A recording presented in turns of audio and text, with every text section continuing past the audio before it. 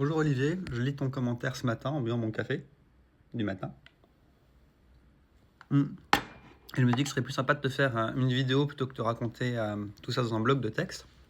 Donc, qui demande ce genre d'examen? Généralement, c'est demandé par des neurochirurgiens, des neurologues et aussi des traumatologues ou des orthopédistes dans les suites d'un traumatisme, hein, comme c'est le cas là. Parfois par des rhumatologues qui aussi s'occupent de problèmes de névralgie cervico-brachiale où on cherche des conflits nerveux en dehors de la colonne. C'est beaucoup moins fréquent ce type d'examen que simplement les IRM du rachis cervical où on va voir les articulations du cou, les disques intervertébraux qui peuvent provoquer une irritation, une compression de la moelle ou des racines nerveuses dans leur trajet à l'intérieur du cou.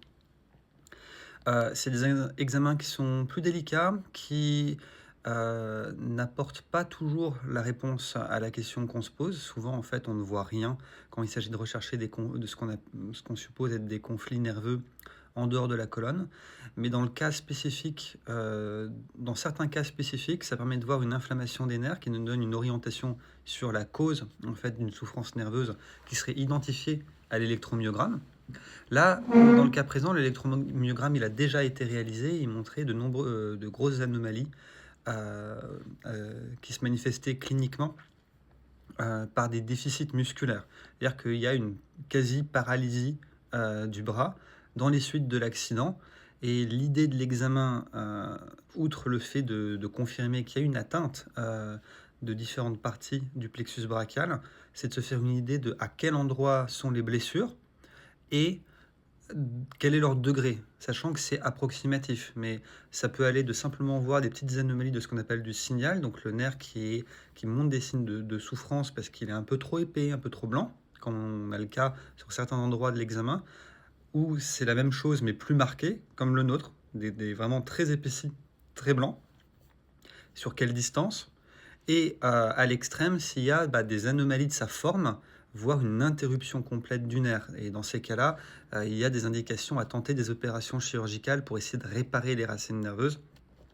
Sachant que malheureusement, quand il y a une rupture complète d'un tronc nerveux, c'est rare qu'on obtienne une récupération qui soit vraiment satisfaisante, mais ça reste indispensable de le détecter pour planifier le traitement du patient.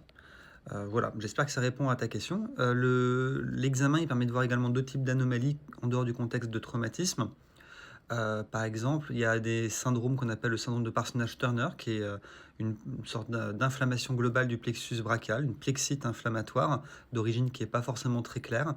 Il y a des atteintes de maladies de système ou de maladies qu'on appelle démyélinisantes qui vont provoquer des anomalies globales des racines et qui peuvent avoir différentes causes. Et sinon, quand je te parlais de conflits nerveux, des fois on peut identifier des zones où il va y avoir soit une tumeur, une anomalie focale facile à identifier qui appuie sur un nerf, et on peut voir également les signes de souffrance nerveuse qui nous donne vraiment un argument supplémentaire pour dire ah bah oui, c'est là qu'est le problème, pour guider le chirurgien pour un éventuel traitement. Mais des fois même sans qu'il y ait d'anomalie vraiment des structures, mais peut-être un espace qui est anatomiquement très étroit chez un patient qui va provoquer une souffrance des nerfs. Par exemple, on appelle ça au niveau du plexus brachial. Il y a 3 zones qu'on appelle le défilé des scalènes. En fait, c'est entre deux muscles du cou où les nerfs peuvent être irrités. Il y a un passage qui peut être étroit entre la clavicule et la première côte, surtout dans les mouvements où on lève le bras comme ça, et un peu la même chose un tout petit peu plus bas entre le petit pectoral et la paroi thoracique. Voilà, bon bref, il y a différentes choses. Aussi, on peut voir parfois des variantes anatomiques, des trajets nerveux qui peuvent nous expliquer des choses.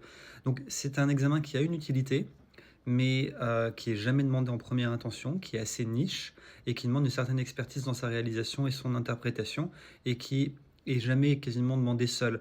C'est toujours après avoir déjà fait des imageries, après avoir un examen clinique qui nous donne une orientation, et souvent après avoir fait un électromyogramme comme tu le disais. Voilà, j'espère que ça répond clairement à tes questions. Passe un bon dimanche.